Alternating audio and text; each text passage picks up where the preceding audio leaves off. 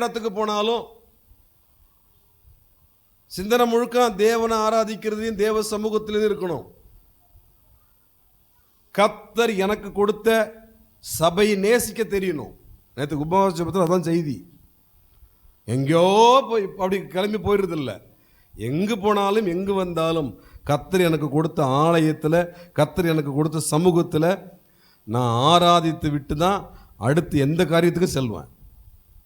ஏன் தெரியுங்களா?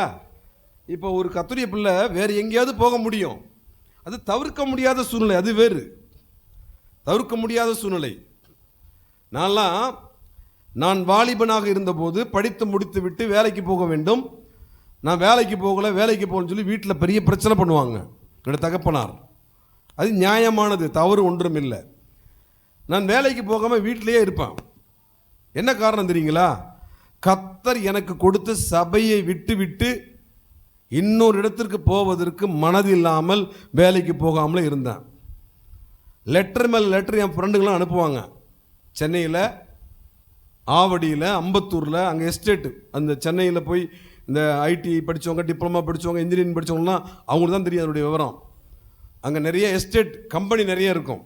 வேலைக்கு போகணுன்னா இன்ஜினியரிங் படித்தவங்கலாம் அங்கே தான் போவாங்க வேலைக்கு. எல்லாம் வேலை பார்க்குற ஃப்ரெண்டுங்களாம் லெட்டர் போடுவாங்க, இந்த கம்பெனியில் வேலை இருக்குது, நல்ல சம்பளம், கிளம்பி வா அப்போ லெட்டர் போடுவாங்க. சோதனை அந்த லெட்டர் எங்கள் அப்பா கையில் கிடைக்கும். இந்த லெட்டர் போட்டிருக்கான், யாரோ ஒருத்தன் போட்டிருக்கான் வர சொல்லி, போவானா உட்காந்து தான் இருப்பாங்க. செம்ம திட்டு கிடைக்கும்.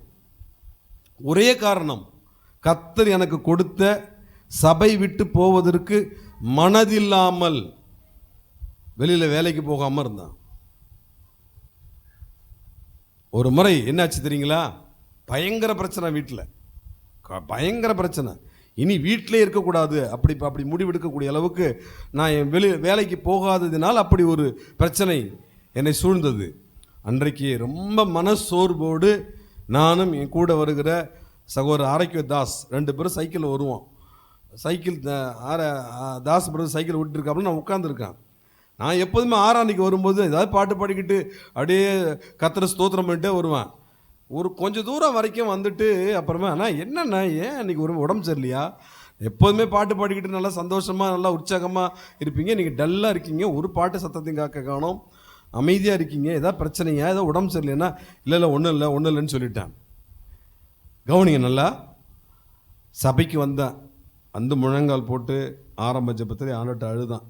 இதுதான்ப்பா நான் இந்த சபையில் கலந்து கொள்கிற கடைசி ஆராதனையாக இருக்கும். அடுத்த வாரம் நான் வேறு ஒரு சபையில் இருப்பேன். சென்னைக்கு வேலைக்கு போகணும், இனி வீட்டில் இருக்க முடியாது, வீட்டில் ரொம்ப டார்ச்சர். நான் இந்த சபையை நேசித்து சபையை விட்டு போக மனசு இல்லாமல் நான் இங்கே இருக்கேன், உங்களுக்கு தெரியும். ஆனால் வீட்டில் உள்ள சூழ்நிலையும் உங்களுக்கு தெரியும். இன்றைக்கி ஆராதனை முடிந்ததும் பாஸ்டர் இடத்துல, மயிலாடுதுறை பாஸ்டர் இடத்துல நான் மனசுக்குள்ளேயே ஜெபிக்கிறேன். ஆரம்ப ஜெபத்திலேயே சென்னைக்கு வேலைக்கு போக போகிறோம் பாஸ்டர், ஆவடி, அம்பத்தூர் அந்த பகுதிக்கு போக போகிறேன், அங்கே உள்ள ஏதாவது ஒரு சபையினுடைய அட்ரஸ் இருந்தால் கொடுங்க, நான் அடுத்த வாரத்துலேருந்து அங்கே தான் இருப்பேன், எனக்கு அட்ரஸ் கொடுங்கன்னு சொல்லி கேட்டுட்டு போக போகிறேன். ஆண்டவரே, அடுத்த வாரம் நான் இங்கே இருக்க மாட்டேன் அப்படின்னு சொல்லி ஆரம்ப ஜெபத்திலேயே மனசுக்குள்ளே ஜெபிச்சுட்டு இருக்கிறேன். ஆராதனை ஃபுல்லாக எனக்கு இதே சிந்தனை தான். ஆராதனை முழுவதும் இதே சிந்தனை. கர்த்தருடைய ஆவியானவர் எங்களுடைய மயிலாடுதுறை பாஸ்டர் அவர்கள் மூலம் பேசினார். என் மனசு இருக்கிறது அவங்களுக்கு தெரியாது. கூட வருகிற சகோதரன் கேட்டாங்க, சொல்லவே இல்லை. என் மகனே, உனக்கு ஏற்பட்டிருக்கிற நெருக்கத்து நிமித்தம் நீ இருக்கிற இடத்தை விட்டு புறப்பட்டு போகாதே. நீ நெருக்கத்தை பார்த்து நீ புறப்பட்டு செல்வாய் என்றால் உனக்கென்று நான் வைத்திருக்கிற மேன்மையை இழந்து போவாய். என் நிமித்தம் நெருக்கத்தையும் உபத்திரவத்தையும் வேதனையையும் சகித்துக்கொள், நீ புறப்பட்டு போகாதே.